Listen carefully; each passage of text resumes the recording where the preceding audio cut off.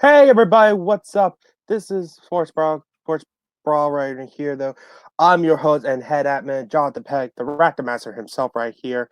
Today we have brand new competitors enter the Sports Brawl right here to some faces you might see in other videos right here, but this is their first time battling out in Sports Brawl right here though. To before I introduce our new competitors, I had two wonderful judges around here to help me with the control of the new two competitors right here. To introduce the first judge right besides on my other side right here though. Don't know which way how to do this. I introduce one of the judges on my other side. Which way you want me to do? Asher Gold. Asher, how you doing, man? I'm good. I'm good, Jonathan. I really appreciate that intro. It was very flattering. I just want to say good luck to the competitors, and even with the cancellation of sports outside in our crazy world, we get to do these battles and these what ifs here. So can't wait for a good match. Yeah, indeed. And right next to him right here, and we got Mad D. How you doing, Mad D? I'm good. I'm assuming you asked me how I'm doing, but this is going so well right off the bat. I'm so proud of myself. Good indeed.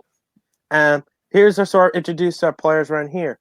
And in my bottom screen right here, we got the Root Bear, aka Amaru Moses. How you doing, man? You're muted, bro. Dude, you're muted. Good job, Nick. See, we're just off to a great start. So good. I am really excited to do this. Hopefully, I won't mute my mic when we get started. But I've been excited to do this for a while. I'm ready to get into these debates. Glad y'all let me in. So getting ready to go. Okay.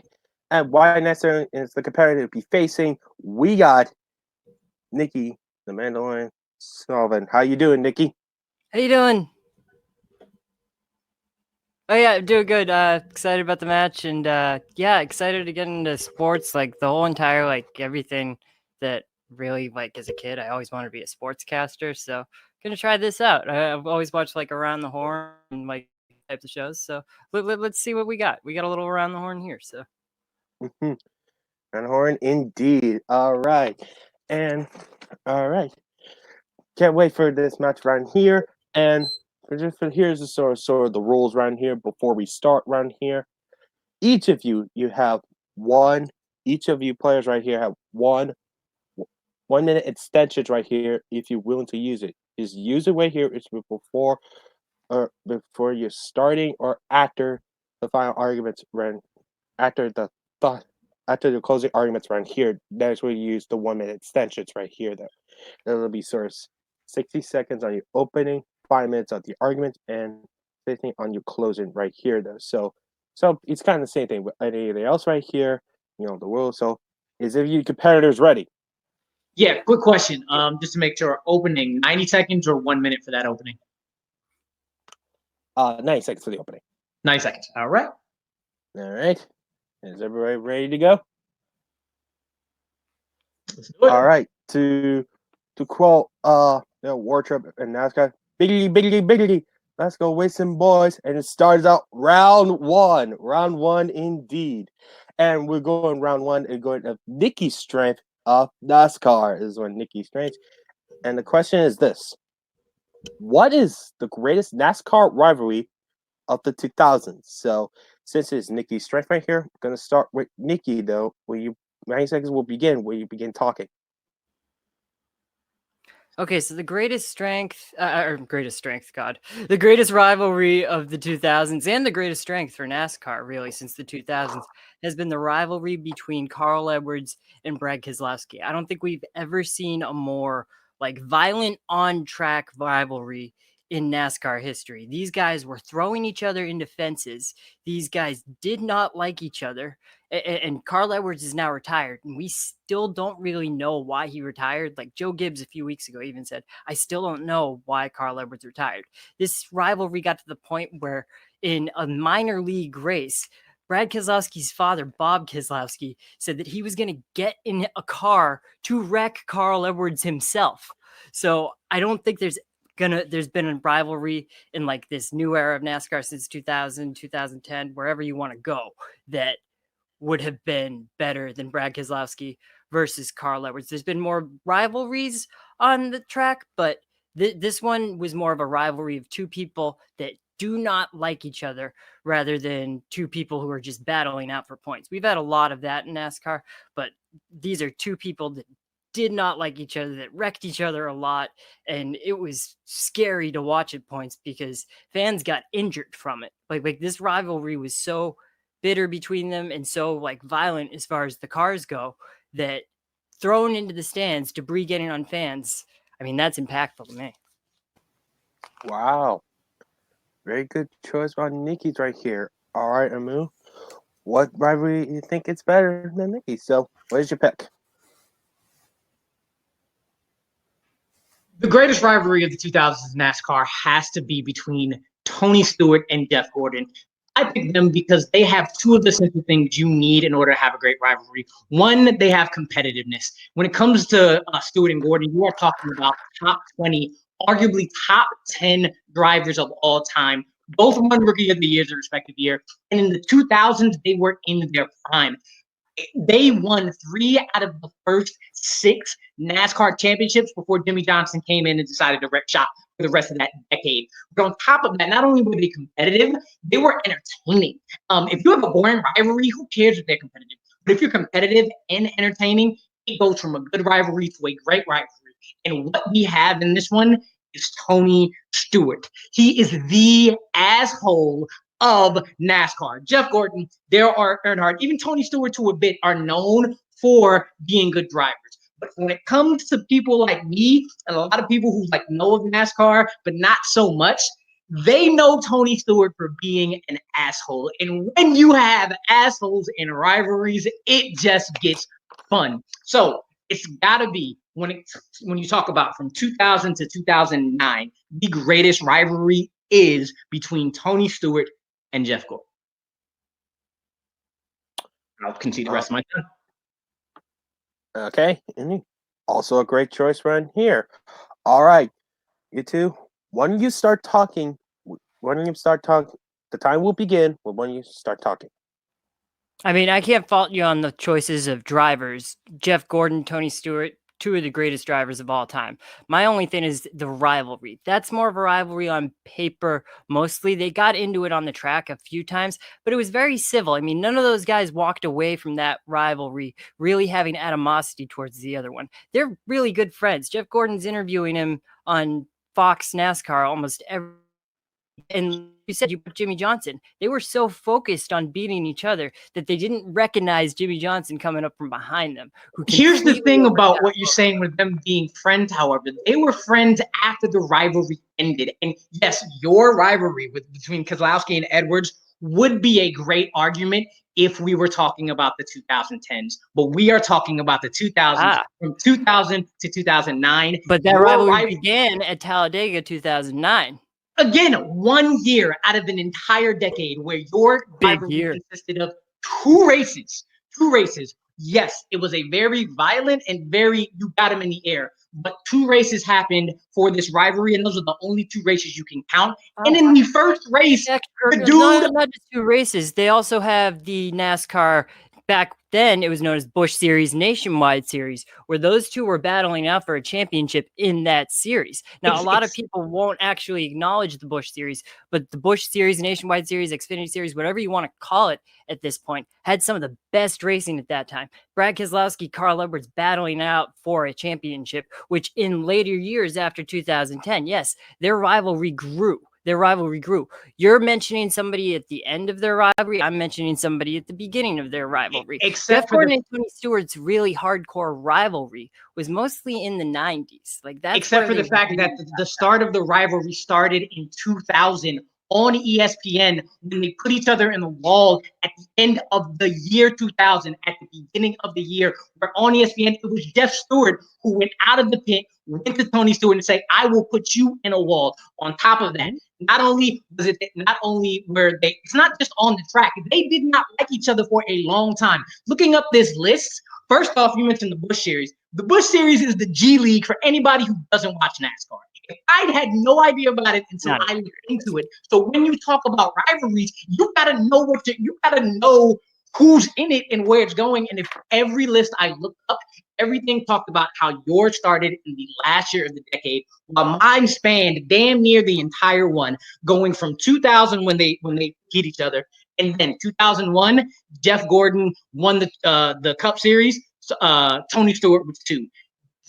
Tony Stewart then was number 1 in 2002. Jeff Gordon was 4. Then Tony Stewart won in 2005, and he got to metaphorically laugh at Jeff Gordon because he didn't even make it in the rankings. And in 2005, they had another crash, continuing on that rivalry on the track and in the pits. Because the crashing doesn't make it a rivalry, though. I mean, you're giving a lot of stats, but you're not giving the feeling. This is a rivalry that people were scared of. Brad Keselowski, Carl Edwards, people were scared to sit in the front row of these races because they thought these two are going to throw the cars at us. When did that happen? When were they scared of that? They weren't scared of that until after 2009 was finished. They weren't scared of that. No. I'm throwing out stats because, again, they if you have a rivalry, those tickets immediately after the Talladega race. Those tickets went from being $50, $60 to $20 because they could not sell those seats after that point. You still see highlight packages of that wreck at Talladega. And again, if you were arguing since 2000 or 2010 after, you would have me. The problem is you go to anybody 2001, 2003, 2008, and you say, hey, what about that Carl Edwards-Brad Keselowski rivalry? And if you don't know about the Busch Series, they'd be like, wait, what rivalry are you talking about? A lot of NASCAR fans know about the Busch Series, though. I mean, everybody who I know watches NASCAR watches the Busch Series. I mean, I don't know if you're just getting your NASCAR, like NASCAR and Fox, NASCAR and ESPN, like those are the basic like series that doesn't even have like good racing. Busch Series is where you get the gritty racing. Busch Series is where you get the guys racing for jobs because they don't necessarily have a good paying cup ride the next year. Brad Keselowski in that first wreck at Talladega, that's the birth of the rivalry. 2009. He was driving in the 09 car in 2009. I don't care if it was 2009, 2000, whatever. It was the best rivalry since then, and it was born in 2009. But we're asking about the 2000s. Time. Woo! Kind of like a player's choice right here. The two go back and forth. Heated. Kind of like a rivalry should be. All right. We're going to 60 seconds for your final thoughts right here. Nicky, we'll start with you. Timer will begin when you start talking. Yeah. I mean, we're talking the 2010, 2009, but the judges did accept the answer. So you can't really question the validity of the answer. The answer was accepted by the judges. So I'm allowed to argue whatever I want. Now, one of the things that you said was that Tony Stewart, bad boy of NASCAR. I don't think that that's true at all. Like everybody that watches NASCAR loves Tony Stewart. He's there. He's in the garage. He's still there today. Jeff Gordon's still there today. These are like elder statesmen of NASCAR. Jeff Gordon, Tony Stewart, it's a good rivalry on paper, but it ultimately ended in friendship. Brad Keselowski and Carl Edwards, that rivalry, we still don't really know. Like Brad Keselowski's out there winning championships now. Carl Edwards out of the sport, and we don't even know why. Joe Gibbs said that he still doesn't know why Carl Edwards left the sport. I think it has a lot to do with that rivalry. That rivalry impacted the fans, and it impacted the drivers. It impacted the families. So, I mean, that's my argument. Take it or leave it. Time. Okay. Good goes there, Nicky. Amu, 60 seconds will begin when you start talking.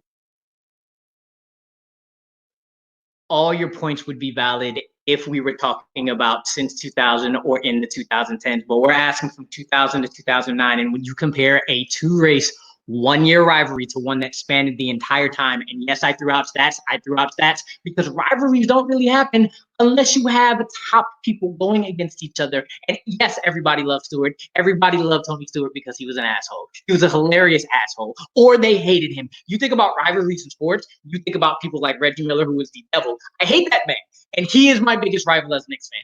You have somebody who is an asshole, Jeff Gordon, who can also be an asshole, and people at the top of their game going at it.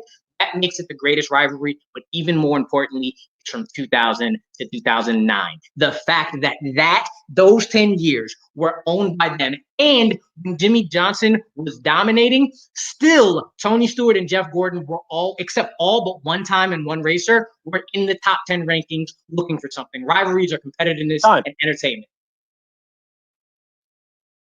Okay. Great coach right here. Wow, this is a very interesting, good, compelling area for both of you. Before maybe my thoughts are here, I'm gonna start out with Asher on this one. So Asher, what argument that really swayed you, and who deserved the point? Well, all of this talking about driving and stuff, and I can't even parallel park, so but this was a very tough matchup. I'm expecting a really good match now with these two. This is really good, and this has made it a very tough decision for me because you got Amaru, punching back with this, the fact that the races between Keselowski and Edwards started in 2009, so that's less than a year of competition. But then you have Nicky coming back with, this actually had some passion, some fear. This really actually scared and enthralled the NASCAR watching public. And then you have Amaru talking about Tony Stewart and Jeff Gordon with, the competitiveness and two players on the top of their game. And that's, considered a rivalry for as long as they've been racing throughout the 2000s. So it's really tough. I'm gonna go with Amaru because I think that as much as I love the fact that this rivalry was ignited in the 2000s, it was 2009, and I do kind of see the importance of lasting the story for longer. With Tony Stewart and Jeff Gordon, there were more races. They were on the top of their game for longer. So I'm going to go with Amaru on this one. All right, we got one Amaru right here. Mandy, same thing as you. Who do you think have the better argument, and what is the reason why? You give them the point. I got to complain. I have no idea about anything NASCAR. It's not really my sport. Not even a little bit. I know the name Jeff Gordon. That's about as far as I know. So this one was kind of like an interesting one for me to judge. I will say, though, based on their arguments and what they've told me, because I have no previous knowledge on this, and I wanted to make sure I came in clean on that. But Nicky really sold his as a greater rivalry, but by the sounds, one that blossomed later on and continued on later on. And Amaru time period, the question was set. So just based on how the question is worded of what is the greatest NASCAR rivalry of that time period, because it's saying just that time period, I'm going to have to go with Amaru. However, based on the way they spoke it, I would say that Nicky's overall might have been the greatest rivalry, but for the sake of the question, I'm going to go with Amaru on this one. All right. With that said, Amaru gets round number 1 point run here, and it will be 1-0 Amaru. For me though, I would take Amaru the same. I would agree with both of you. I would give my point to Amaru because same thing you pointed out there. If you want the best longevity of rivalry, I would have said Nicky's, but the question itself was the best rivalry that lasted the 2000s as a decade in general. I think he put up a compelling reason why he just longer. And like when yours, Nicky, yeah, it might start off around here that point though, and expand a little bit more bigger. But I felt like it wasn't enough for you to sold me on the point of it right here though. So I would have given my point to Amu. So it is with that is 1-0 Amu to score the first point. And we're going to question number 2 with Amu straight of the NBA. And the question is this: which NBA team has the best home field advantage? So since it's straight for Amu's, we're going to start with him and begin when you start talking.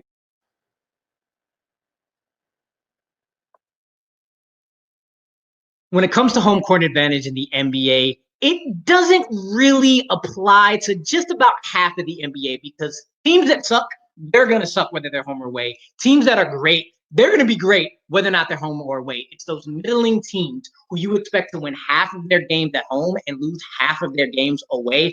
That home court advantage really, really applies. And that does not apply to any team better than all 5,883 feet of the Pepsi Center in Denver, Colorado, and the Denver Nuggets. That altitude at that arena is the great equalizer for everyone in the NBA. You're a good team, you're a bad team. The Nuggets are a good team, the Nuggets are a bad team. It does not matter. The opposing teams do not want to walk into that building, do not want to go in there gasping for breath, do not want to play there. And if that is not the definition of a home court advantage, I don't know what is. I am going with the greatest home court advantage in the NBA has got to go to the Denver Nuggets. Okay. I'll concede my time. Okay. We got the Denver Nuggets, our move pick. Nicky, what is your selection for this question? Okay, so I went with the Boston Celtics. Now, admittingly, that's the only arena that I've ever seen an NBA game, so I will throw that out. But they always say if you don't know better, go with what you know. I love the NBA. I love basketball. Basketball's been pretty much my favorite sport since I was 5 years old watching Michael Jordan. So it's just one of those things. Now, I can say that it is tough to play in Boston in any sport, no matter what it is. People from Boston are mean, guys. Like, they're not nice. They yell, they swear, they throw things at you. Teams don't want that. They don't want rudeness. So as far as like crowd noise and stuff goes, it's pretty loud in there, especially like back when the KG Big Three era happened, when I was really going to Celtics games. You'd have KG at the beginning of the game just going, "Rah!" and the place would just shake with noise. If that's not intimidating, I don't know what is. And KG like would always do that thing. You'd always have like this pregame ritual where he'd like pump up the crowd, and that's got to be intimidating. And then like they'd play Welcome to the Jungle, and then in the fourth quarter, if it's like a close game, they'll play Welcome to the Jungle again. They have all these different rituals at the TD Garden. So, I mean, the arena, it's not the old Garden by far, but it's one of those things where I don't think anybody wants to play in Boston because people in Boston are really mean. And if you're wearing like an away team jersey there, they're going to be mean to you. I mean, I got picked on for wearing like a Michael Jordan jersey in school. It's like, it's MJ. I mean, come on, man. People in Boston are mean. All right. Okay. We're going to get choice right here on Nicky's. We got Moose choice with the Denver Nuggets home field advantage versus Nicky's with the Boston Celtics, though. So, all right, you two, fight it out. People in Boston are mean. And going to Boston anywhere is definitely tough. But the thing is, it's tougher because the Celtics are perennial winners. They're perennial all-stars. So you already got that on there. So no matter what, no matter where you are, if they're Boston fans, they're going to be out there for them. And they're a perennial team. Those banners are intimidating. Yes, but that's not an advantage because no matter where you go, it absolutely anywhere, that's not an advantage because you expect. No, that's inspiring, man. That's inspiring. You look at those banners and you see hope. You see legacy. You don't see any of that with the Denver Nuggets. I mean, the Denver Nuggets, I don't think anybody's afraid. Exactly. Nobody's afraid with the Denver Nuggets. With the Denver Nuggets, they don't want to go away. You don't need to see the advantage they have. You know what's hopeful. You know what's hopeful for the Denver Nuggets when they're good or running up. Denver's comfortable, the Nuggets are comfortable playing in Denver, doesn't make home field advantage all entirely. Half of home field advantage is scaring the other team. The other team isn't scared to go to Denver. Come on. Know how much the Denver Nuggets. The NBA is so scared of the Denver Nuggets that in 2015 they made a rule that if you're traveling from the East, the Denver Nuggets have to be the first person you play. If you're traveling from the West, you have to have a game in between the Denver Nuggets and anybody else because that altitude is so rough. But hold on 1 second from there. Anything in Colorado. I mean, they said that about the Colorado Rockies and the Red Sox still whoop their asses. But here's the because that's the NBA. All teams can beat anybody. That's the MLB. But let's no, I'm saying any professional sports. But let's look at it. Any professional sport, yeah. Let's look at it this way. There was actually I'm being broad, man. There was actually a study done this year that actually took the differential between home winning percentage in away winning percentage to see who actually had the best home court advantage. You know who was damn near dead in the middle at number 16? Boston. Boston was. There you go with the numbers again, man. There you go with the numbers again. Because It's it more makes a than just difference. numbers. Who Life was isn't about number one? analytics. You can go back to 2003 or 2004, whenever the Celtics sucked. Yeah, of course they didn't have a good home court advantage then. And of course they didn't have a good home court advantage last year. You got to look at when the legacy happened. When the They legacy actually have all time. Can you please state that? Maybe after this round, state the question. But they have a good home court advantage because they have a 21-point differential with the Boston Celtics. But the Denver Nuggets had a better one, being number one with a 31-point differential, being a worse perennial team. And just in case you're wondering about the numbers, guess who was number 3? Utah Jazz, the second highest elevation. They're in not the even NBA. a team anymore. So when are you The getting second highest elevation in the NBA? If there is again. The Celtics, they're going to win no matter what if they're home or away. But you know what? Let's actually bring it into where it matters. Home court advantage matters in the playoffs because you've got great teams. So you think if the Celtics played entirely road games, they'd still win? Hell no. That place is on fire. That place is loud. All right. You can't. Denver, they're not afraid of people in Denver. People in Denver are nice. People in Denver are high. People in Denver are smoking weed. This was the first place that legalized marijuana. You're not going to. Nobody wants to go there. These are people that are drunk. These are people that are loud. They hate you. They hate everybody. But if you look at the opposing, I don't care about the fans. I don't care about the fans. I care about the players. And the players are. The players are gasping for breath anytime they're going there. But let's look at the playoffs. You said of course they're not going to win with nothing but road games. But in the playoffs, over the span of time, let's look at the two of their biggest rivals. They always want to be. And you're assuming the Denver Nuggets actually make the playoffs. The TD Garden and wants to beat them in the TD Garden. The Lakers and the Celtics. They never do. And I didn't even bring up the fact that when they played the Lakers, they had home court advantage when they won. And then when they lost in LA. Except for the fact that in 1987 and in 2010, when they had home court advantage, they lost to the Lakers in the final. But then let's go to 1985 when you have the third in Magic. Except they lost the game. They lost the game at home. And that's why they lost the series. But it's so tough to play there. Let's give you more examples. In 1985, they lost the 1985 final. Again, Magic versus Bird. Height of Boston being mean. They lost that series. Do I look like I was alive in 1985? They lost that series at home. And then the last 3 years, 2019, 2018, and 2017. I'm talking about in 2020, the year in now. People in Boston. Celtics lost at home. Wow. Okay, after this 5 minutes of kind of the most great, funniest moments around Sports Brawl history right here. Can you read the question again, please? Hey, I'm the head judge right here. I can say what I say. All right. We're going to the 60-minute closing right here. Amu, timer begins when you start talking right here. Oh, it's on the bottom.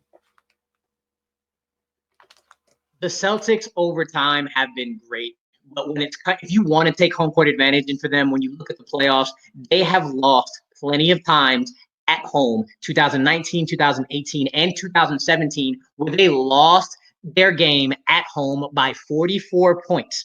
When it comes to home court advantage, any team can beat any team at any time. But when it comes to this, you got to think about the teams who you are expecting to go away and lose and be at home and lose. And no team has a better advantage going in, no matter what the fans are like, no matter what the team is like, no matter what the opposing team is like, better than the Denver Nuggets. They got the numbers to prove it. A 31-point differential since their inception of home versus away winning percentage.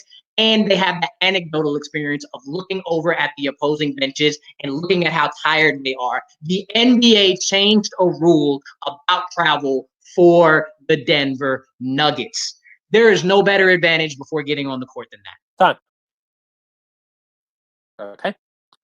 Nicky, 60 seconds will be up when you start talking. So you're pulling a lot of statistics, and I respect that. You definitely did your studying. But there's more than just statistics in basketball. There's a feel. People are afraid to go to Boston. They don't want to get yelled at. They don't want to get stabbed. It's Boston. It's scary. It's intimidating. You look up at those rafters, and you're scared. You look at that legacy. How can I ever live up to that? You're going analytical on you, and like I said, I respect that. But there's more than that to basketball. There's a feeling. People are scared to go to Boston. They're not scared to go to Denver. They prepare to go to Denver, but they're not scared of going to Denver. I don't even know if this is all time or if this is last year. The question is phrased. Had Boston Celtics, you have teams that never want to play in Boston because any given day, that crowd is going to be insane. And that crowd is going to pump that team up. Nothing is more inspiring than looking up at that rafters and seeing championships, dozens of championships. You can't beat that. When KG was playing, he would rock that place up. You're kind of analytical. Here I go. Boston sucks. Okay, then. We love you, Boston, by the way. Boston we don't want to... In the context of... No, we don't. I had we don't want to lose any sponsorships in Boston or any fans in Boston. Or any players in Boston. We're glad that Tom Brady left, though, so fuck you. Yeah, Tom Brady. We'll get to that later. Okay. All right. Well, first off, right here, I know some kind of comparisons for Boston. If you've ever seen this video right here, just want to know Boston rules, guys. Just want to put it back. All right. Very good closing for both of you. I'm gonna start with my D on this one. My D, what do you think of the arguments for both sides right there, and who deserves the point? I'm gonna let you know I'm gonna start stalling until I make a decision. Really good arguments from both sides. Similar a little bit to the last round, in where I felt that Nicky kind of pulled out more of the emotional side and how walking into the TD Garden makes the opponents feel, and like the environment in general of like how the noise would hit you, sort of thing. And that's kind of a huge advantage for the Celtics. Whereas Amaru, again, kind of sticking with his guns, going with the stats, pulling out numbers of how the Denver Nuggets arena or the Pepsi Center is just consistently made rules around, and they've got the altitude and everything like that. So really interesting arguments in this one, just because you guys are pulling out two very different types of arguments. I almost have it. Give me a minute. I'm going to probably end up saying I'm going to go with Nicky on this one. Just because, 16 banners is a lot of banners that you walk into, and Boston people, we love you guys in Boston, but like Boston people can be real aggressive and real mean. Those fans are very passionate, and Nicky really brought that out. And his experience going to Boston, like knows what he's talking about. It kind of shows in that one. So I'm gonna go with Nicky on this one. Okay, 1-0 Nicky right here. I'm gonna start with me though. Very good, great arguments between both Nicky and Amaru right here though. They really put like different ideologies. Well, what makes it a home field advantage that's strong though. But the person for me who gets the point right here, I'm actually gonna agree with my D. I'm also gonna give my point to Nicky because he put up some of the reason why. Hey! All right, hold on. There it is. The reason why I give him the point because he brought great reasons why his pick is as the best home field advantage right here. He brings that atmosphere right here for the opposing players right here. And regardless, you think about the fans of Boston in general, though, and you make the other opponents right here maybe a little nervous right here, and it makes you a great visual experience right there. So I'll get my point to Nicky. Asher, your point would have been matter, and when will you give the point? Yeah, it was going to go to Nicky. I think that when I read the pairing of the Celtics versus the Nuggets, I was confused why you chose the Nuggets until you pulled the stats out and you pulled the Mile High situation there, which is a very good argument. But I think half of what home court advantage is also the fans, and the fact that the fans are always there for Boston. I've been to a Red Sox game and I'm a Mets fan and I've been booed out of my mind. So, the fans and the winning mentality has to do a lot with that. So I was going to go with Nicky also. But good and choice. he survived. Just note that. This is a warrior. I will say there's one thing. So the one thing that probably would have thrown me over the edge for you, Amaru, is like, so if you had pulled out like home records versus their away records sort of thing, like in, what was it? Like a couple years ago, Denver was like middle of the pack in the playoffs. I think they're like 5th or 6th in the West. And their away record was like 17-30 or whatever it ends up being. And then the like home record was like, they had like 30 wins at home. And I was like, how the hell are they that much better at home? That's the 31-point differential. Like, Right? that's Like, exactly what that is. Yeah, guy. but that's like better. per game, right? Like, so if you had said like, oh, this is their home record versus their away record during So this specific season. In a That was different technically- situation, we'd be friends. That was technically over the entire, since their inception. How many wins did they have? Oh, home really? record Oh, shit. compared to away record. I didn't make it clear enough, so that's No, on me. Can I make a comment on that round? Don't worry, that's on I me, wouldn't so have, it's all right. I wouldn't have swayed my vote at all. I was still going to vote for Nicky. So it's Can I fine. make a comment about that round? There's a reason why I brought up stabbing in the third round is because I knew that Ru would say that wasn't a home field advantage.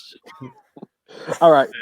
For the There's people getting don't stabbed encourage, everywhere. don't Let's encourage not call that stabbing an around advantage. here, though. So, Pierce let's- was stabbed in Boston, guys. I don't want to say anybody getting stabbed makes it a home field advantage. No, I want no, to especially No not home during the Celtics. No. getting stabbed does not make it an advantage. All No right, all right. home court advantage. Basketball, fellas. Home court At advantage. least he got to carry like bodyguards and a gun after that. So I mean, the gun gives him an advantage sometimes. All right. Oh boy, Let's get it. All I'm right. gonna not get in trouble. Gun opinions here. Okay. Oh, All right. Back to round 2 right here. Nicky deserved the point. Is tied up 1-1.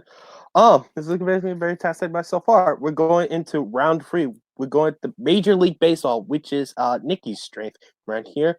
And the question is this: what Major League Baseball team has the best season turnaround since the year 1995? Since it's Nicky's strength right here, I'm going to go start with Nicky with his choice and his opening argument. I had 2006 to 2007, right? Because Ru picked what I would have gotten. Yeah, I had 2006 to 2007 Red Sox because they were the team that turned around. 2006 is one of those things that I want to say. That was a bad team with a good manager. It was one of those things where 2006 just didn't have a good team like aspect to it. They had good players. They still had David Ortiz. They still had Manny Ramirez. They had Kevin Youkilis. Dustin Pedroia even made his first appearance in 2006, but it was one of those things where they just weren't there yet. They still had remnants from the 2004 team, but they didn't add the additional pieces that they needed to yet for the 2017. So it's 2006, 2007. 2007, now I'll talk about that. That's the team that they won. That I love that team. That's my favorite Red Sox team of all time. Manny Ramirez, David Ortiz hitting home runs in the playoffs back to back. That's an incredible team. It's one of those teams that came back from the Cleveland Indians in the ALCS to get to the World Series to then sweep in 4 games. I mean, this team was stacked. You got Josh Beckett, Mike Lowell, World Series MVP, Manny Ramirez, David Ortiz, hitting power that better than they ever had, and Jacoby Ellsbury definitely making a difference in that series, winning a taco for America. His stolen base won a taco for all of America. So right there, Jacoby Ellsbury on 2017, if that doesn't win the debate, I don't know what will. Free tacos, people. Wow, interesting. Which shows all funny enough right here, though. Tuesday is Taco Tuesday, by the way. So by the time we're recording this here, is right now is Taco Tuesday. Well, with that, you kind of make me hungry. Okay, we got Nicky's choice with the Tuesday. Oh, sorry, thought I heard something. Never mind. Okay, we got Nicky's choice with the 2007 or 06 Boston Red Sox turnaround right here. I'm gonna start with Amaru with his choice. Nicky, you said it for me. You would have picked my team, and my team that I chose that had the best turnaround in MLB since '95 is the Red Sox from 2012 to 2013. Only 2 teams in history have gone from worst in their division to winning the first in their division and winning the World Series 1 year right after the other, and only 1 team has ever done that since 1995. and that's the 2012 to 2013 Red Sox. You focused on how well the 2007 Red Sox were. I'm going to focus on how crappy the 2012 Red Sox were. It was their 100-year anniversary. And if you have your worst season since 1966, your first losing season in 15 years on your 100-year anniversary, there is almost no lower lows than that. They thought they got past the curse. They thought they got by past all the bad juju that the Boston Red Sox had done. They had gone through that 2007 great team, and then they turn around on their 100-year anniversary and lay one of the worst seasons they have ever had, to then turn around not only their personnel but their record and get not only the best scoring team in the MLB, but the World Series champs 1 year later. When we get into our debate, I'm going to tell you why my Red Sox team is better than theirs. I'm also going to tell you why he didn't even choose the right teams for 2006 and 2007. But for them, from there until now, I'm going to concede my time. Okay. Well, we got some battle of the Red Sox right here, though. So this should be a very interesting argument right here. Why don't you begin when you start talking?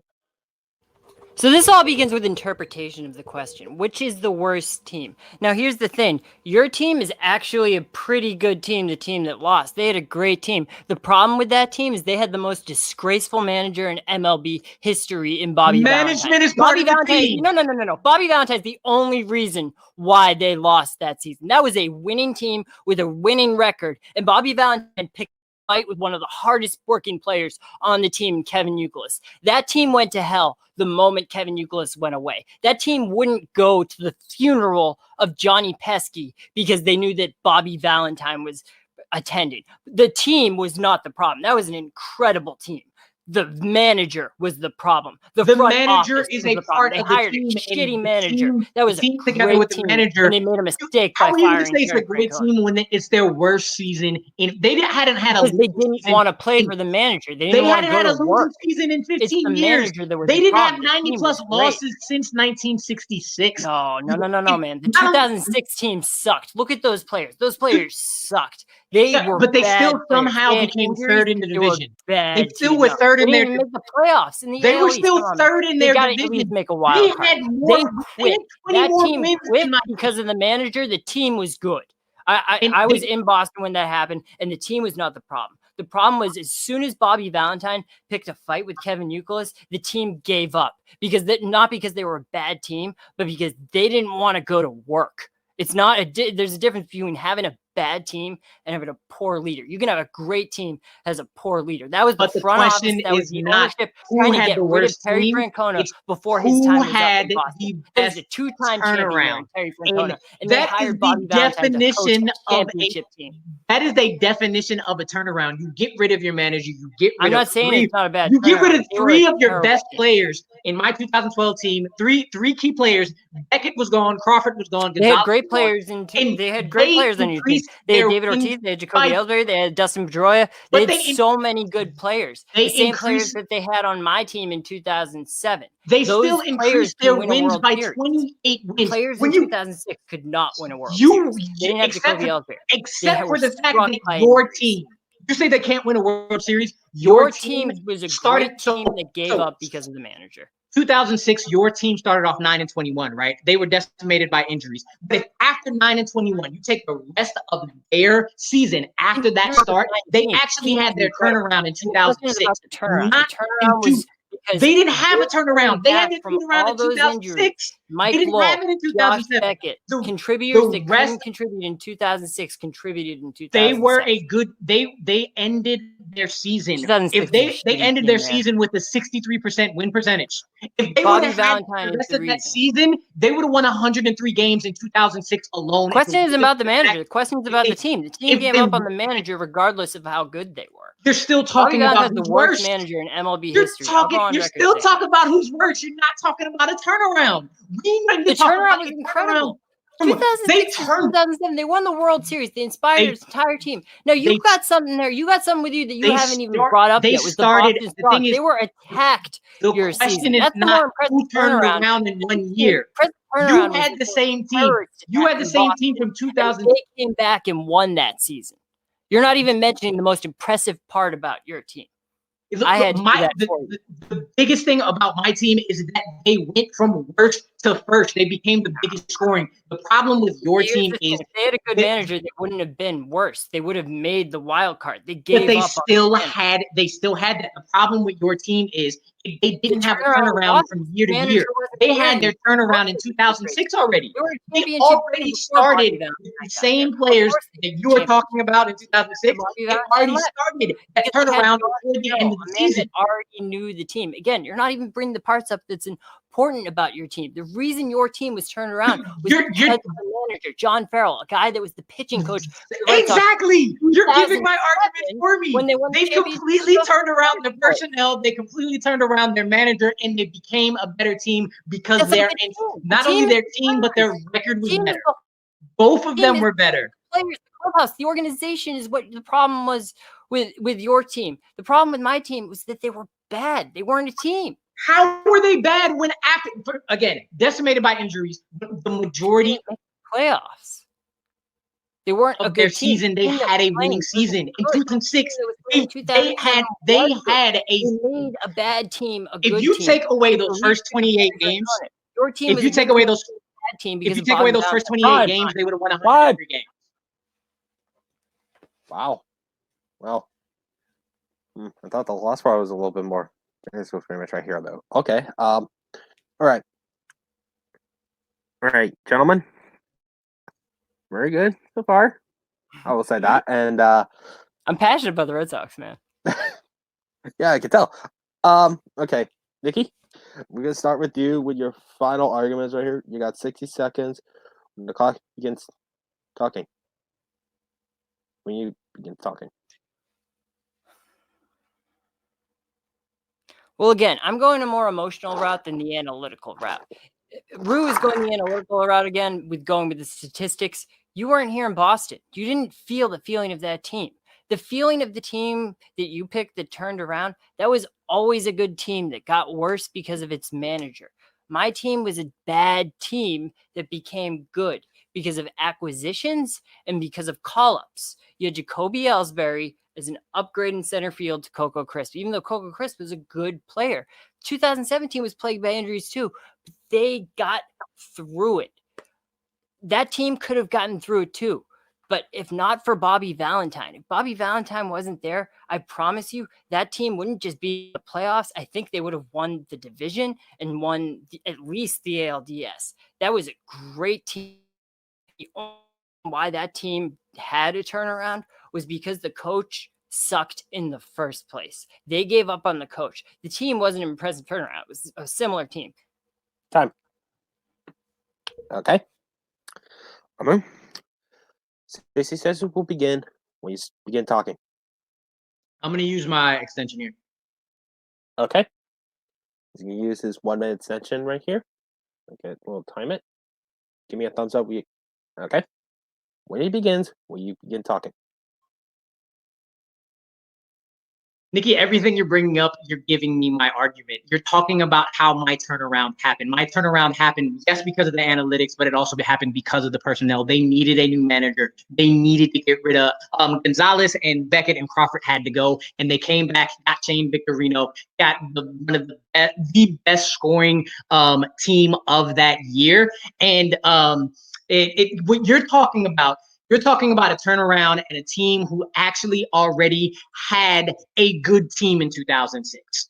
You said they were the worst team. Your arguments have been all about what team was worse, not what team went from one year to the next becoming better. That 2006 team you're talking about, after the first 28 games, there were a great team, great enough that they went from such a bad record to getting to third in their division. And if they would have played out that the rest of that season without those first 28 games, they would have had 103 wins. That team was already good before they went to 2007. So you not only, again, picked the wrong Red Sox team, you picked the wrong team for 2006 and 2007. There were two other teams that were worse than the Red Sox in 2006 and 2007, went from worst in their division to first in their division. And that was the Diamondbacks of that year, as well as the Colorado Rockies of that year. Both of them had way higher increase in wins. They both went to the playoffs, and the only reason they lost is because they lost to each other. That Boston Red Sox team you're talking about did not have a season turnaround. They did not have a one season to the next turnaround. They had a turnaround that 1 year. They basically ended 2006 with the team they had in 2007, with the feeling, with the record, with the team you wanted, in order to take that momentum and move it on. My team at the end of 2012 had the worst feeling ever, had the worst manager ever, and had to flip everything to turn it around. Time. Okay. Wow. I'm going to start with me on this one. My thoughts on this, which I would say that two of you put up a great arguments right here, great closings, that why your team, or should I say, what Red Sox team had sort of the best turnaround right here, though. And I think for me, I think he put up a better argument right here and more clear why it's sort of the best turnaround right here.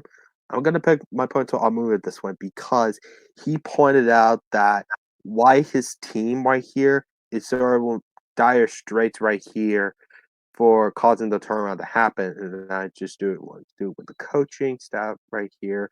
It just made they're not consistently doing well at that point, or people just didn't want to do it though. And he pulled out the reason why he had a better turnaround because they sort of got through it right here though. So I will give my point to Amaru. So on this one Amaru. So I'm gonna start off with Asher on this one. Asher, what do you think about it? Okay, so as a Mets fan, I know a lot about Bobby Valentine, so that was good to talk about that. But at the same time, I feel like Nicky just got dealt a really bad hand, and Ru chose the correct answer and put behind it very, very good argument. And Nicky had a decent argument backing it up, but ultimately, I think that Ru just argued for the better turnaround. It's the better turnaround is the question. And although heart and soul matter, I think also in this case, record transition plus the fact that they won the World Series as well has a big point to that. I'm also shocked that neither of you chose the Rays from 08, but that's besides the points. I just think Ru chose the right answer and backed it up well enough to the point that second worst manager there. to the point that he gets the point. All right. With that, Ru gets the second point round here, though. McD, your point would have mattered. Which point you would have gone to? You know what? My girlfriend tells me the same thing, that my point doesn't matter. So I'm used to this. This is all right. But no, I agree with you guys. I think this was going to be an uphill battle for Nicky with the pick that he made. That 2012 Boston Celtics, or not Celtics, Red Sox team was. We've been talking about Boston so much. All right, I get sick. That Red Sox team. I mean, there was so much bad stuff happening the year before for them. Like, not even just in their own team, like with their record and like how awful they were. But then you go with like the Boston Marathon thing that happened, and then they have that whole year of just kicking ass and winning this series at the end of it. I don't like Boston, but I was honestly rooting for Boston to win that year, and I'm glad that they did. But it really was. This is if I tried to fight Rocky. Like, it would be a hard fight either way, and like, there's not a chance in hell that I'm going to win, but I'm going to go out as much as I can. So, props to you, Nicky, for bringing all you got. But yeah, my point would have gone to Amaru as well. I was getting really technical there. I'll be honest with that. I saw the word team, and I'm like, I'm going to go with that. Because even if Amaru didn't pick what he picked, I still would have picked what I picked. I mean, that's one of those things where when you were in Boston, you could feel the fact that everybody hated this man. But that's just one of those things of like, even outside of Boston, we hate him. It's all right. Don't worry about that. Like, I will say that though.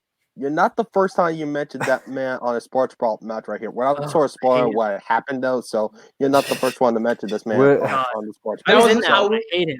His I will say name that will was only be mentioned in vain from now on. that was a All great right. counter to use with what you were giving, Nick. That was a good one. All right. Yeah, if it wasn't for Bobby Valentine, the Mets would have won in 2000. So Wasn't for Bobby Well, let's Valentine. not go that far. It's still the Mets. All right. All right.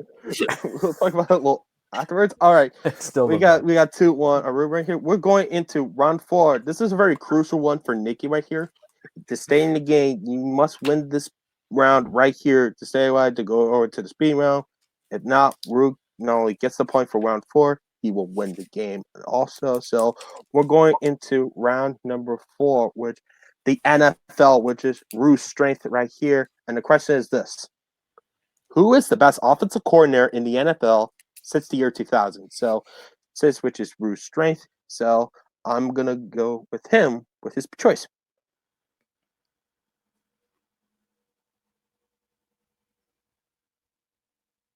The mark of a good offensive coordinator or a good coach in general is taking what they can do with their personnel and making them better and making them grow. And there is nobody who has either grown themselves or grown their team everywhere they've been in multiple places who has done a better job since 2000 as offensive coordinator than Kyle Shanahan. Kyle Shanahan started out was when he became offensive coordinator, became the youngest offensive coordinator, replacing somebody else who's going to be mentioned later. Is arguably the greatest offensive coordinator for the Houston Texans, taking Matt Schaub and making him a household name, scoring over 300 points both years that they scored there. Took pressure off of RG3 in the race between him and Andrew Luck. Helped establish the read option. And last time I could remember I had any type of hope for my team ever with that year. Then he went to Cleveland and was the only one with some sense to figure out, hey, Mandel ain't it. And when the team and the organization decided to stick him with it, he decided, you know what, I'm going to make myself a better man and get up out of here, resigned, and then went to Atlanta. Started 8-8 his first year, and then went and took that Atlanta team to the offensive juggernauts that year, to the most dominant 3 quarters in Super Bowl history before the defense gave up the worst historical defensive collapse in history. Nobody has gone to more places and making himself and other teams better than Kyle Shanahan. Okay. We got Ru's choice with Kyle Shanahan right here. I'm going to go with Nicky with his selection. So I chose Josh McDaniels, and the reason I chose Josh McDaniels is because it sounds like an obvious choice. You got Tom Brady, you got Bill Belichick, but my argument isn't about them. My argument is that he is the best offensive coordinator in spite of Tom Brady and Bill Belichick. The thing with Tom Brady and Bill Belichick is you can easily do the long game. You have Randy Moss, you have Dante Stallworth, you got Wes Welker there in times where he's the coordinator of the offense. So instead of going deep, which would have been really easy to do, and exciting on my part, he went boring. He does this chicken offense thing where he kills clock. He has the lead. He gets the lead early, and then he kills clock, which, again, is the most boring thing to watch in the NFL. And as a fan, I hate it. But as far as statistical analysis goes, which you love, Ru, it's effective. I don't like the chicken offense. I don't support the chicken offense, but Josh McDaniels is the best of the chicken offense that there is. And again, we're not going with head coach. We're going with the offensive coordinator. Josh McDaniels sucks as a head coach. I mean, Tim Tebow, come on, man. There's a lot more you could have done with that offense. But offensive coordinating for the Patriots, he's been extremely effective at getting an overrated quarterback and an overrated head coach championships. So that's what I'm going to say. My argument is about Tom Brady and Bill Belichick. My argument is that Josh McDaniels won in spite of those people. Time. Okay. 2 very brilliant offensive coordinators with Josh McDaniels and Kyle Shanahan. So when you begins, we start talking. So yeah, Josh McDaniels is the only reason why those teams won the year that they had him, because Josh McDaniels decided not to do the obvious things. Except for the fact that Tom Brady had already won 3 Super Bowls. Tom Brady, 3 championships. Charlie White gave him that. I'm not going to argue greatest of all time. This is awful. No, those coaches, that player, they are worst part of the team, in my opinion. Again, finger on the pulse type situation. I've been to Patriots games. I see how they play, and those egos destroy the vibe of watching a football game. Josh Except you're McDaniels talking is about- so boring in the way that he coaches football that it's you're just talking about 3 yards boring, here, 3 you're yards talking there, about 4 vibes. yards there. First Numbers down. talk. But you know what? It's effective. It Patriots gets is the points. best dynasty in the last, I don't know how many years.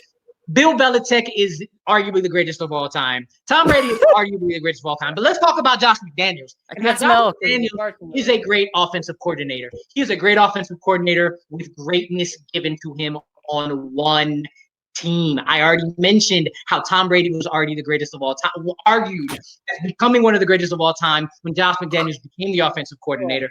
And then you talked about boring offense and not doing much except they had the boring, but it's highest- effective. they had the record-breaking year for offensive points. That's why Josh McDaniels seems Yeah, but like if you look at those points, the thing about the problem Patriots is- that year is they were running up the score on every opponent that they faced to make Exactly. themselves You're look giving more. me my points.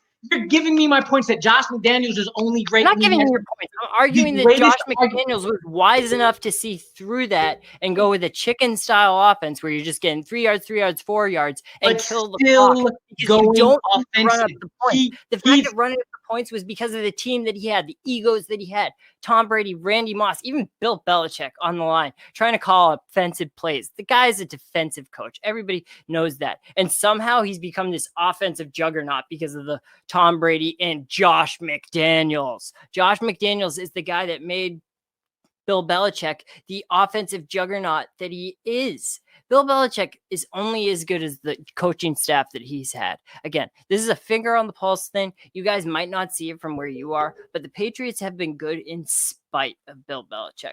Josh McDaniels is the mastermind behind that offense, and everybody in Boston knows it. Okay, so you might be the only person who might be arguing with that. Boston might be, but a lot of people in Boston were loving Tom Brady and loving Randy Moss. Again, Josh McDaniels was given greatness. He was given arguably the greatest top 3 wide receiver ever. There is a bird named after And he this decided man. to use Wes Welker instead because he knew that it was a better thing to do. But let's get Welker away. was a receiver before he Let's was get in Josh away from your McDaniels' team. Let's get away from the Patriots. What did Josh McDaniels do when he left? He went the to head the coach. He wasn't an Rams. offensive coordinator. Here we go. This is an In the offensive offensive coordinator for the question. It's not Rams in about who the head coach 2011. is. He It's was not the about who the offensive head coordinator coach for is. the Offensive Rams. coordinator. He was the offensive coordinator for the Rams in 2011. Yeah, the Rams sucked. You can't do anything with a And sucky he team. had the 11th worst points scored in history. Oh, there you go with the statistics again, man. The statistics are good, but they're not the whole picture. Players not want go to throw anywhere for else. Josh McDaniels. Josh McDaniels makes players like Wes Welker, Julian Edelman, these guy. almost average Great player. receivers good because he uses them in this slot offense brilliantly. Tom one Brady wasn't responsible for that. team. Bill Belichick wasn't responsible for that. Josh McDaniels team. was responsible for the One entire shape of the Patriots team. offense. for the last decade. Anywhere else he went, Josh McDaniels failed. He had to go running back to the Patriots. Wait, what Whether or other not he was place the offensive reason or not, coordinator? he had to go running back to the Patriots to get his reputation back. Kyle Get his Shanahan is the man who can take anywhere he goes and either make them You're better. picking the make name that was themselves- the better head coach, and it's Make- popular to do. He is but mine is the better offensive offensive coordinator in Houston. Was argued as the best offensive coordinator in Houston. Offensive coordinator for the Redskins. And the reason RG3 and he made RG3 rookie of the year that year. Patriots Offensive coordinator today. It wouldn't be the offense that offensive it was coordinator for without rookie of the Josh year McDaniels. that year. Tom Brady wouldn't have the stats that he has without Josh McDaniels. Those yards gained, that's all Josh McDaniels. Because Neither all would Tom Matt Brady Ryan. was doing without Josh Neither would McDaniels RG3. throwing the team. Neither would Matt Schaub. And he knew Johnny Manziel wasn't nothing, so he left. Kyle Shanahan did exactly what you said Josh McDaniels is doing for the greatest of all time. For dudes who ain't even in the league no good more. offensive coordinator again. He took the opportunity. He seized the opportunity. With one team, with one person. He could not be And his successful offense outside could of be New England. Time.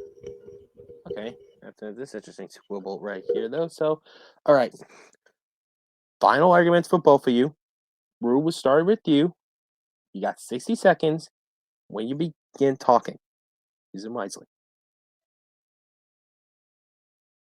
The only other thing I'm going to say about McDaniels is that not only was he able to become a great offensive coordinator because he was given greatness, he was also given 3 Super Bowl years he won, top 10 defenses to go along with that. Number 10 defense, number 1 defense, and number 3 defense. He was only successful as an offensive coordinator in one place with the same people. Kyle Shanahan proved as the best offensive coordinator since the 2000s that he can go where he needs to go, that he can look at his personnel and he can say, this what needs to be done to improve almost anybody you give me. And for the one person that I don't believe in, y'all need to trust me. Y'all didn't trust me. I'm going to get up out of here. I'm going to take my 8-8 Atlanta Falcons the first year, make them into offensive juggernauts the second year. You said he made mediocre Tom Brady best. He made RG3, not really in the league, rookie of the year. He made Matt Schaub, which a lot of people, who is Matt Schaub? One of the greatest quarterbacks in Houston. He made Matt Ryan Matty Ice. He did for 3 people what your person did for 1. Okay, you gonna concede? Oh, he gave me time. I'm sorry. Yeah. That's it. I'm sorry. Yeah, I'm gonna use my extra minute. Okay. So first off, just for that last statement, Beantown made Matty Ice Matty Ice. Matty Ice wouldn't be Matty Ice if he didn't play in Boston College. So that's your first. So when Tom Brady and Bill Belichick were great, Josh McDaniels was there. Josh McDaniels was at the head of the great offenses. Years they won championships before Josh McDaniels were there. They won defensive championships. And it's one of those things where Tom Brady is incredibly overrated because the wisdom is what I'm trying to go with. He went back to the Patriots. It's more than just statistics. You keep saying that he only played with one team. He was only good with one team. He had the wisdom to go back to the team that he was good with. Your pick is known for being a head coach. Your pick wouldn't be known as an offensive coordinator because nobody knows the offensive coordinator of teams that don't go to championships, teams that don't win as many championships as the Patriots. Josh McDaniels is known as a great offensive coordinator because he coached Tom Brady, because he coached with Bill Belichick. That helped him.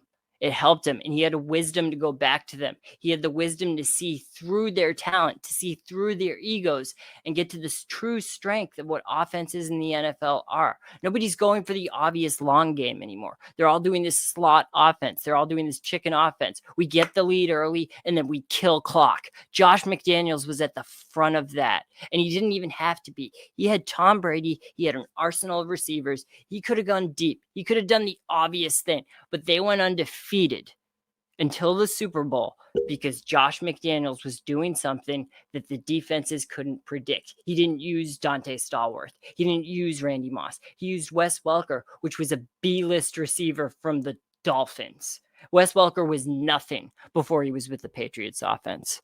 And Tom Brady is better because he played with Josh McDaniels, and Bill Belichick is better because he coached with Josh McDaniels. Your name is a head coach. My name is an offensive coordinator. Time. Wow. This is actually very interesting. Both were great arguments with both of you right here, though. I actually respect your offensive coordinators right here, though. Even since the person that I have one of the offensive coordinators, one of my NFL teams right here, that will sort of give you a hint from which place he used to. Well, not here or there, but based on the arguments, though, for much of the argument, you two didn't really sort of get back at each other during the main arguments. But for me, I think your closings for me are really sort of the key factor in this. So for me, my point will get to Nicky on this one because I think he pulled out the reason why his coordinator is more sort of statistically why he more regarded what he is, though, and also sort of the reasons the players sort of elevated because of his skill set as a coordinator, though, and sort of when it goes, though. Well, yours, Ru, yeah, that was a great point with Kyle Shanahan go place to place right here. I'll list some of the team, though, but with Nicky's, I think he pulled out the sort of a little interesting more points of his selections, though. So I will go with Nicky, though, which I'm a little surprised that Nicky, you could have taken him out very early on. You mentioned 28-3. Yeah, right I here. don't know why nobody mentioned that. Yeah, that was game. that was just want to put it out there, but my point is to get to Nicky on this one. So, Mehdi, which player has a better argument and who should get the point? I mean, 28-3 could have been brought up. The whole videotaping other teams' practices against Nicky could have been brought up, but that wasn't either. But it's fine. The Giants beat him anyways. This is kind of an interesting argument, honestly, because I didn't really. Nick it's a ballsy move to say Bill Belichick and Tom Brady are both overrated. Like you have a lot of people calling them GOATs for a while, so it's a ballsy move. But I want to say that based on your guys' arguments, I feel like a lot more of it came to what they did as head coaches than what they did as offensive coordinators, right? Because with Kyle Shanahan as a head coach in what the hell is he? San Francisco. Yeah, 49ers. Yeah. With him as a head coach in San Francisco, and with your guy going to where was he? Denver for like 2 years. The Broncos. Yeah, going to the Broncos. A lot of it came to like, as a head coach they left, and then they were awful, or they were this or whatever, and it kind of got away from the main point. So I'm gonna try and I'm not explaining this well. I know that I'm not good with words. You are. But it's fine. Based on the question and the arguments made around the actual question about best offensive coordinator, I heard a little bit more from Amaru on that one, so I'm gonna go with him for this round here. So. If I'm not mistaken, Asher, this is all on you. So you decide how much longer we're here. All right, Okay. Asher, you're the deciding factor. So let me stall a little bit because come on, you got two of us stalling for you. Okay. I'm not going to stall, but I'm going to put my thoughts out on the table. I think that Nicky had a very interesting argument because I would have never done that. But his closing, however, really, honestly, I'm going to tell you right now, Amaru had it. He still might in my head, but the closing brought Nicky back from the dead because that was a very good closing. I would say the lack of discussion about 28-3. You have Josh McDaniels versus Kyle Shanahan in this game, and you didn't bring that up. That's a little bit surprising to me, considering how Josh McDaniels' offense came back to win the game, as well as Kyle Shanahan's offense sputtering at the end. And I know the defenses had a lot to say about it, but the fact of the matter is their offenses were respectively great and terrible in the fourth quarter. So, and the fact that Kyle Shanahan, I know this is a head coaching point, but the fact that he blew a 10-point lead against the Chiefs this past year is also something to bring up too. But so the facts that these weren't mentioned are kind of shocking to me. And the fact that Nicky brought up the reason that Belichick and Brady have worked for so long and so consistently for the past 10 years, 15 years has been Josh McDaniels. And something that really helped that was the average wide receivers. I think Wes Welker and Julian Edelman, you listing those names kind of helped bring his offense to life and make them into better players.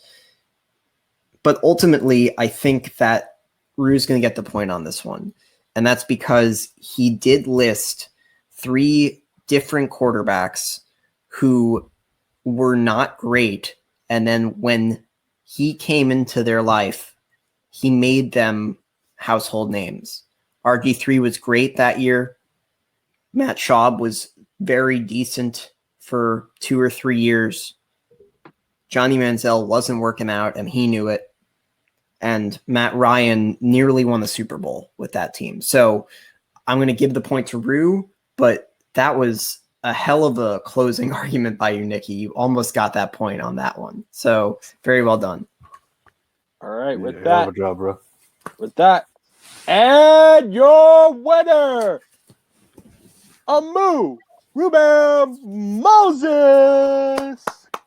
Congratulations, Thank man. you. Appreciate it. 3-1 over Nicky. Wow, that was amazing. I will say this up. That was actually fun match I have judging so far, though. Since I've been judging, Sports Brawl right here, and this is actually my favorites to judge right here. So you two put up a great job with this argument right here, and just want to say congratulations on both of you right here, though. And real quick, I'm gonna talk to our winner real quick, Amaru Moses. So Amaru, how you feeling right now, and how did find your first victory on your very first match on Sports Brawl? I'm feeling good. I'm feeling good. I feel like debating is a thing that I can be great at. It's really funny that this match might put me out there as an analytics guy when I am not. I am not an analytics guy. I just kind of want to go in with some stuff to back me up. And I also want to ask you the point with the 28-3, that last one. I did my damnedest to stay away from that. That's what I was trying to do. I had the counterpoints if it was brought up, and I needed to make sure 28-3 was out of there. So that's the reason I just stayed clearly away from that. But this was a lot of fun. And it's something I cannot wait to do again, and I cannot wait to see whether or not this analytics thing is going to stay with me. I'll take with it and run with it as long as I keep winning. So that's how I'm feeling. Feeling good. Nicky, you I gotta say, man, you came out swinging. You really did. There the entire match, you had me like, ooh, my arguments are not as on point as I thought they would be. So Nicky, big ups to you, sir, because that was a match. Thanks. Well, speaking of Nicky, let's talk to our fortunate loser, Nicky, right here. Nicky, you came very close for making a comeback right here, though. You got so close right over here to tie the game up. But then it didn't seem any fair. I just want to say you did a great job right here. So how are you feeling right now? I think I made two mistakes. I think the first mistake was not reading the first question right. That NASCAR question killed me because I thought it was just when I answered, I thought it was just 2000, but like 2000 on. And then when I went back and read it, I was like, oh, I'm gonna have a hard time there because that was just 2009. It was one of those things where I did look it up, so I got to give him credit for poking me there. And then the second mistake I made was not remembering 21-3 or whatever it was. I remember everybody was freaking out over that, and I'm like, really? That was the 2007 season, I think, against the Ravens. Or no? Okay, yeah. So I just forgot that completely. So yeah, Rue deserves to win just based on that because that's one of those things that I hate the Patriots. I don't really like the NFL that much either. So it's one of those things that I'm surprised it was even that close in the football round. So yeah, Rue definitely deserved to win this one. I'm just glad that I made it as close as it was. All right. Well, my advice right here, if there's any members of the Sports Brawl community, seeing this video was on YouTube right now, you might want to, just in case, be careful right here, just in case when people said, you kind of said the Patriots is our overrated team. So I just want to just try to be careful out there. I'll tell that right now. Oh, please. We know how sensitive Patriots fans are anyways. I don't like them either. Yeah, get them riled up. They deserve it. Yeah, Tim Tebow Broncos jersey in my closet right now. I feel almost sad for you because you said that. Like, I don't know what else to say. Yeah, he's a Met now, so I feel worse. Tim Tebow Patriots jersey. Okay. Yeah, Patriots jerseys. They asked him after preseason, after they sold those jerseys for $75 on their website. I mean, God, Bob Kraft, you suck. You knew that you were going to cut Tebow. Why'd you sell those jerseys? All right then. All right, Amaru, just want to say congratulations on your very first 50 in Sports Brawl right here. Thank you. And with that, though, you're going to be moving on to not getting to tell whoever the winner of the other rookie matchup right here. You will face that person right here. But if you follow into Sports Brawl on the Facebook group right here, I post up a little rookies tournament right here, and it says rookie to rookie together right here. And whoever wins that tournament will have a special service surprise. That's the world of their Sports Brawl career, though, if they won the tournament right here. So congratulations, you're moving on right here. I just want to say to our judges right here, to Asher, Madi, Nicky, and Amaru right here, just want to say good night, everybody. So long, farewell. Have a nice, wash your hands, and have a nice day. Good night.